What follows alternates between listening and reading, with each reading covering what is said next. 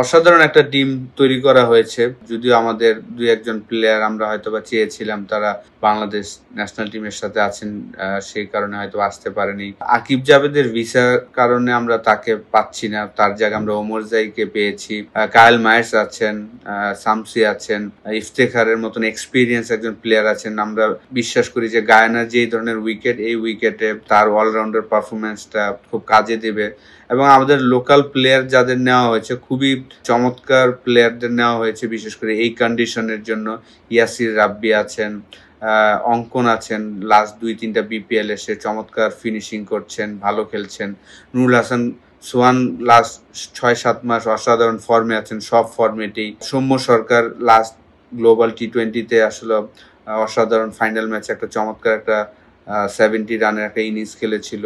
Group ম্যাচে একটা 50 করেছিলেন। ওভারঅল আমি মনে করি যে আমাদের যে ফরেন এবং লোকাল প্লেয়ার নিয়ে যেই 15 জনের স্কোয়াডটা তৈরি করা হয়েছে, আমি মনে করি যে খুব চমৎকার একটা টিম। তারা যদি তাদের বেস্টটা দিতে পারে, এবারও আমাদের লাস্ট ইয়ারের মতন চ্যাম্পিয়ন হওয়াটাই সম্ভব আমি মনে করি। লাস্ট ইয়ার যেহেতু আমরা চ্যাম্পিয়ন হয়েছিলাম, সেই জিনিসটা যেন ধরে রাখতে পারি, সেই কারণেই কিন্তু রংপুর রাইডার্স এই গ্লোবাল টি-20-র জন্য অনেক আগে থেকেই তারা প্লেয়ারগুলো কালেকশন করার চেষ্টা করছেন। ভালো ভালো ফরেন প্লেয়ার যারা বিশেষ করে গায়ানার উইকেটে অ্যাডজাস্ট করতে পারবেন এবং ভালো করতে পারবেন, সেই চিন্তা করেই কিন্তু আমরা ফরেন প্লেয়ারগুলা নেওয়ার চেষ্টা করেছি। এবং লোকাল প্লেয়ার যারা এসেছেন, বাংলাদেশি প্লেয়ার সবাই কিন্তু খুব চমৎকার ফর্মে আছেন এবং ভালো আছেন। তো আমি বিশ্বাস করি এবং আমাদের টিম ম্যানেজমেন্ট, টিম প্লেয়ার সবাই বিশ্বাস করে যে আমরা যদি আমাদের বেস্ট ক্রিকেটটা খেলতে পারি, অবশ্যই লাস্ট ইয়ারের মতন এবারও আমরা হয়তো বা চ্যাম্পিয়নটা ধরে রাখতে পারবো ইনশাল্লাহ।